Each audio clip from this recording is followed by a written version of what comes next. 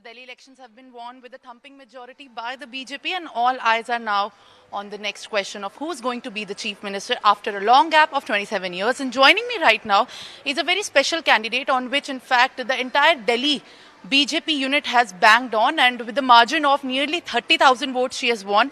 नीलम पहलवान joining me right now. Ma'am बहुत बहुत बधाई. पहली बात तो आपको नजफगढ़ की ये सीट से चुनाव को निकालना और बीजेपी को इतनी अच्छी बहुमत से जीत देना अपने आप में एक बहुत ऐतिहासिक चीज है। और जब बीजेपी दिल्ली में 27 साल बाद आई है, आपका नाम अब इतने अच्छे अक्षरों से चुना गया है, तो अब नजफगढ़ के लिए बीजेपी के 100 दिन के प्लान के लिए क्या आगे की रणनीति रहेगी? और देखा जाए तो महिला चुनकर आप कैंडिडेट आए हैं, जिस तरीके से हराया गया आम आदमी पार्टी को, क्या मैसेज है?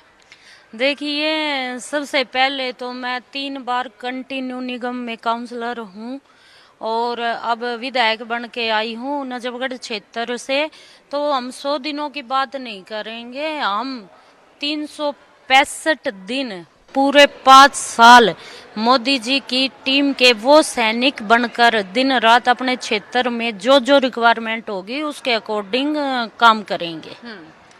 सिर्फ 100 दिन की बात नहीं करेंगे, आगे की पूरी रणनीति की बात करेंगे जितने में बीजेपी शासन करेगी दिल्ली के अंदर, ये कहना है। देखिए, बीजेपी ने अब अपना ऐसा मुकाम हासिल किया कि हमारी भारतीय जनता पार्टी आने वाले 20, 25, 30 सालों तक कहीं नहीं जाएगी, क्योंकि बात एक दिन की या 100 दिन की क्राइटेरिया में बांध के हम कर नहीं सकते। हमारा नजफगढ़ क्षेत्र दिल्ली देहात का वो हिस्सा है जहाँ से हर मुकम्मल काम की आगाज की जाएगी और जो जो रिक्वायरमेंट अपने नजफगढ़ क्षेत्र की होगी उसको हम पूरा करेंगे, चाहे उसको पूरा करने में 1 दिन लगे चाहे 10 दिन लगे। नजफगढ़ क्षेत्र का काम कोई भी ऐसा अधूरा नहीं रहेगा जो दोबारा उसकी तरफ देखना पड़े। गांव देहात की आपने बात की, बहुत अहम चंक आता है नजफगढ़ वाले इलाकों से भी, जिसमें गांव देहात के बहुत बहुमत में वोट भी मिले हैं और देखा जाए तो चुनाव भी पलटा है। तो सबसे पहली प्राथमिकता क्या रहेगी गांव देहात के ऐसे लोगों के लिए या ऐसे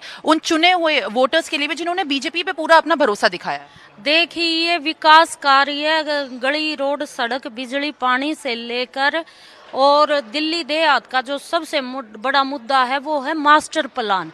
तो मास्टर प्लान को लागू प्रैक्टिकल रूप में हम पूरे एक नजफगढ़ क्षेत्र को फायदा नहीं होगा, पूरी दिल्ली देहात को इससे फायदा होगा। तो उस पर हम सब मिलकर काम करेंगे।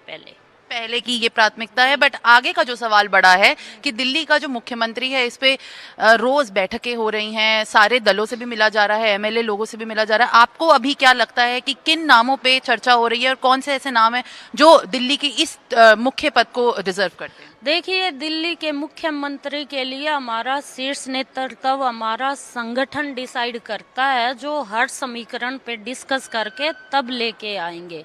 और मोदी जी वो सरकार है, वो हमारा संगठन है जो किसी भी चेहरे को सीएम का चेहरा बनाकर सबको आश्चर्यचकित कर सकता है। लेकिन ये होगा कौन, ये अभी किसी को कुछ नहीं पता। समीकरण के आधार पे हमारी पार्टी इसको डिसाइड करेगी। क्या ऐसा भी समीकरण है कि दिल्ली में मुख्यमंत्री और फिर डिप्टी सीएम का जो चलन लाई है बीजेपी, वो भी देखा जा सकता है? बिल्कुल, हमारी पार्टी जो भी फैसला लेगी दिल्ली के विकास के लिए सोच समझ कर लेगी, और जो भी दिल्ली का सीएम होगा वो मोदी जी के विजन के साथ सपनों की दिल्ली बनाने में बड़ी अहम भूमिका निभाएगा। नजफगढ़ के लोगों को जिन्होंने वोट दिया है, उनके लिए अभी क्या मैसेज है, जो इतनी उम्मीदें लगा के आपसे दिल्ली में बीजेपी के शासन के अंदर कामों की उम्मीद लगा के बैठे?